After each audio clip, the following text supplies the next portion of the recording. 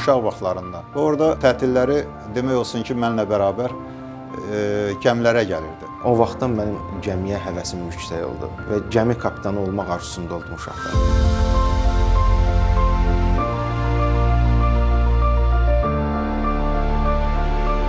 Sözün açığı o riyaziyyatçı idi. Mən istəyirdim ki, o bir riyaziyyatçı kimi də inkişaf eləsin. Amma o bu peşəni seçdi. Orta məktəbi qurtardıqdan sonra da təkid etdi ki, mən dənizçi olacağam. Mən uşaqlıqda həmişə dostlarım arasında, bu yoldaşlarım arasında deyiləndə kapitan oğludur. Bu mənim üçün əlbəttə böyük bir qürur hissi idi. Həmin vaxtlarda da mən özüm istəyim o idi ki, mən bir kapitan olum, kapitan oğlu kimi yetişim. O Dəniz Akademiyasında elə ilk tələbə olan vaxtı mən ondan şturman kimi rəftar eləməyə başlayırdım. Evdə xəritələr, yol çəkmək üçün dənizdə yol çəkmələri başa salırdım və bütün qaydaları soruşurdum. Atam mənim üçün böyük bir məktəbdir. Mən ondan hər zaman məsləhətlər alıram.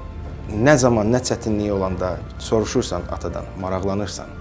Yəni ki, hansı ki, kimdənsə belə deyək, utanırsan, çəkinirsən, soruşmursan, amma öz atandan soruşursan, bu özü böyük bir şərəfdir. Kənanda nizam-intizam çox güclüdür, hansı ki, dəniz bunu sevir. İkincisi də Kənan çox ədalətlidir və bir də heyəti öz ailəsi kimi sevməlidir.